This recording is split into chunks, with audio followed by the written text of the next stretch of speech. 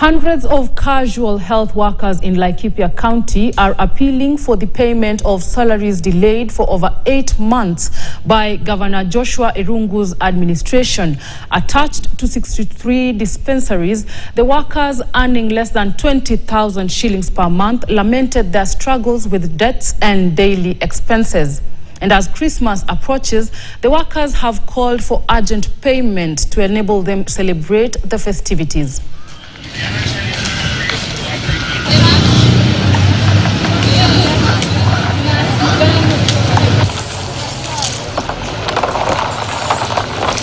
Kwa muda mrefu wa kama miezi 8 hivi hatujapata mishahara na tumekuwa na shida. Mahali tumefikia kwa saa hii, hata kupata chakula ya kukula ukikuja kazi ni shida, na pia ukirudi kuna watoto wanakungoja, kuna watoto wako shule wanataka mafees, wanataka kukula. Hapo mbeleni tulikuwa tunapata mshahara kulingana na vile inaweza kuwa, lakini siku hizi niko na mwezi 8 kabla sijalipwa. Sasa shida yangu inakuwa nyingi, hata kukaa na wasiwasi sababu ya madeni.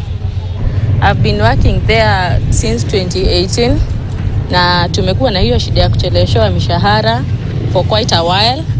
Tumekuwa tukiwauliza, wanatuambia tungoje, na sasa imefika mahali sisi kama wafanyikazi tumeshindwa kuvumilia.